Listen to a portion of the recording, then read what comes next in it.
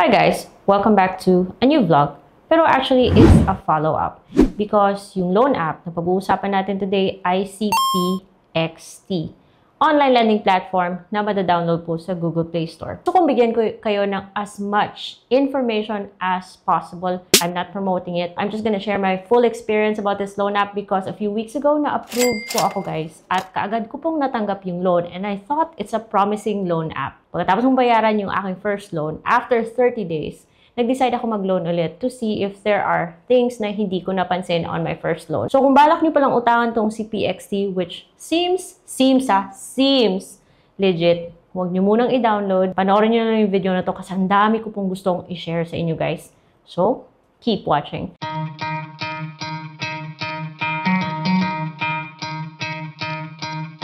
It's Ate Red here, your original utang queen. Before anything else, kung bago pa kayo dito, please subscribe to my channel because yung pinag-uusapan natin dito ay mga online loan platforms because I really hope na at the end of my video, meron kayong enough knowledge para makapag-decide kung okay ba yung isang loan app o hindi. So wala po akong pinopromote na online loan platform. Hindi po siya sponsored, hindi po ako binayaran ni PXT para gumawa na ganitong video. Everything here is based on my personal experience. A number of you have already seen those ads on Facebook na meron pong pagmumukha ko. Yung video ko na ginawa kay PXT a few weeks ago ay kumakalat guys na pinopromote ni PXT. Meron po siyang install na button. So, a lot of you think na pinopromote ko siya. Uulitin ko, hindi ko po pinopromote si PXT. That video was for me to try it out so I could share my personal experience about the loan platform. So, I reached out to PXT and hopefully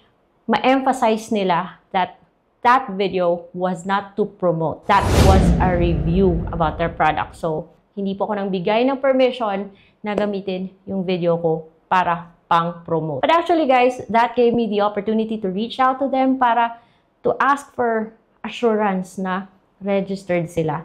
And they gave me this, a documentation with the SEC na registered sila. Again, lilinawin ko po guys, hindi ko po siya pinopromote. Whatever video I have about PXT, that is a review. My experience about PXT. Na-approve po ako sa loan ko kay PXT, 3,000 pesos po yung initial credit limit ko sa kanya. Even if this loan app says na maaari siyang magpahiram ng up to 100,000 pesos or large loan for repeat borrowers, but kahit na good payer ka, maganda yung credit history mo, kung bago ka pa lang, expect na magsisimula ka sa mababang credit limit. At may dalawang terms ako pinagpilian, 15 days and 30 days. Now, 0% interest nga siya, pero meron po siyang service fee na 0.435% per day. Few minutes lang natanggap ko yung loan proceeds sa aking bank account.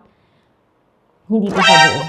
Kasi advance po niyang kinakaltas yung service fee. Every 15 days apart, yung 3,000 na yun, kailangan siyang bayaran ng 1,500 and 1,500 since 0% interest naman siya. I thought na the second loan would be buo nang matatanggap, but I was kind of wrong because on my second loan, meron pa rin kaltas. Although, meron kaagad siyang increase. So far, hindi po masyadong makulit si PXT kasi magte-text lang siya 3 days and 2 days before your due date to remind you na meron kang babayaran. So, wala po akong calls na na-receive. Kung babayaran mo siya, pupunta ka lang sa loob ng loan app, hit that repay button, makikita mo yung code that you can use to pay via SkyPay. Ganyan natatanggap yung payment mo, basta tama lang yung nalagay mong code. So, be careful kasi mahaba siya. Nagkaroon ng increase. So, from 3,000 to 6,000. At hindi lang siya 15 or 30 days, naging 45 days na siya to pay. Here is the tricky part. Kung 15 days, tsaka 30 days, 0% pa rin siya. Kakaltas po siya ng service fee. So, hindi po buo matatanggap yung loan. If you want to see the percentage, you can go to the loan agreement and dun po lahat, which is good because transparent siya. This time, kung 45 days, mag-a-apply na po yung interest niya. Aside from the principal na 2,000 pesos, meron po siyang interest na sisingilin every installment. So, na-distribute siya sa 3 payments. So, every payment, magbabayad ka ng 2,107. So, after 45 days, you end up paying 6,321. Hindi mo buo matatanggap yung loan. So, moving on, kung dun ka naman sa 30 days, sa 6,000 na loan na yan, service fee is 782. And then, wala siyang interest, 0%, which means na every 15 days, magbabayad ka ng 3,000 and 3,000. So, hahatiin lang niya yung loan mo. Fortunately, yung 6,000 yan, hindi mo po yung buong matatanggap. Kasi ikakaltas niya po yung 782. At kung doon ka naman sa 15 days, 0% pa rin yung interest. Pero, again, may kaltas po siya na 418 and therefore, hindi pa rin buo matatanggap yung loan. And this is something that I always frown upon. Okay na sana because 3,000 lang, mukhang maliit lang yung service fee na ikakaltas niya. But that's like 13% na ikakaltas, which reminds me of Mr. Cash. I thought this loan app is gonna be better. But when it comes to being legit, sabi niya, legit naman siya. May pinakita pa nga siyang registration sa akin. It's just that I'm not really a fan of service fees na advance na kinakaltas. And a very, very reliable source from a loan company, nagpapaloan po sila ng buo, walang kaltas. Hindi po talaga maganda na nag-a-advance ng service fee. Well, PXT seems promising.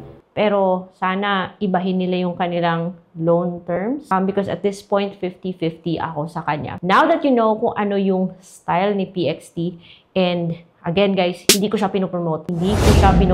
Request na po ako na i-emphasize po na that's a review.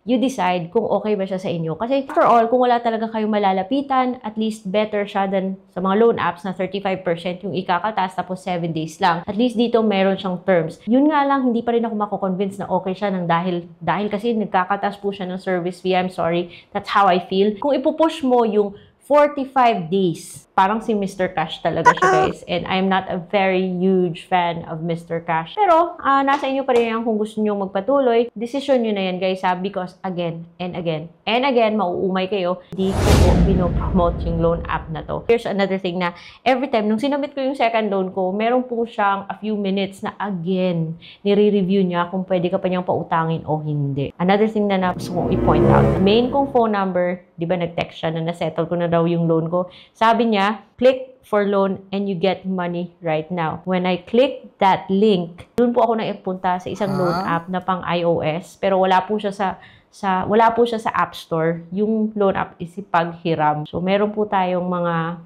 questionable areas dito. After all, hindi naman siya masyadong makulit. And if you're still interested, guys, na umutang dito, yung mga IDs na tinatanggap niyo po is UMID, passport, driving license, SSS, PRC, postal ID, tsaka national ID. Pero, again, please proceed with caution. Just make sure you study the loan terms and agreement kasi hindi naman po siya auto-submit. Yung loan app na to, pag na-reject ka, maglalagay po siya ng, say for example, prescriptive period kung kailan ka makakapag-apply ulit. This is a review. I'm just sharing my personal opinion about this loan app, my experience. Pag sinabi mong self-employed, hindi na po siya hihingi ng ibang information. Na-approve pa rin ako kahit na sinabi kong self-employed. Pero kung sasabihin mong employed ka, syempre hihingi po siya ng other information like the name of your company, your working experience, payday 1, payday 2, and so on and so forth. Ang humihingi din siya ng email and then messenger, phone number, and backup phone number, pero those things are optional. Hindi po ako nag-provide ng mga ganun kay PXT, na-approve pa rin ako. Hindi siya automatic, like in less than 5 minutes, meron ka ng result.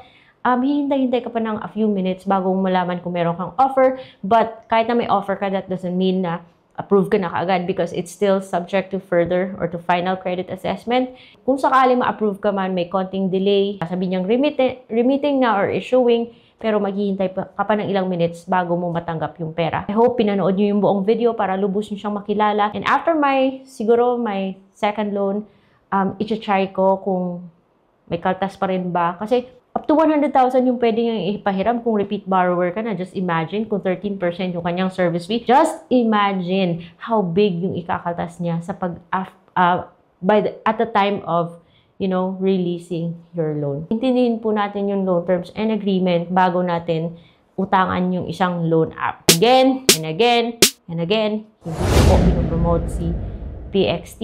Based on my personal experience, and I really hope na nakilala nyo siya ng mabuti. So kung gusto nyo maghanap ng mga online loan platforms that are confirmed legit, yung nasa list of recorded online lending platforms talaga, you can go to this playlist. Kasi sila, makikita talaga sa list of recorded online lending platforms. So, I hope you learned something from this video. I will see you on my next vlog.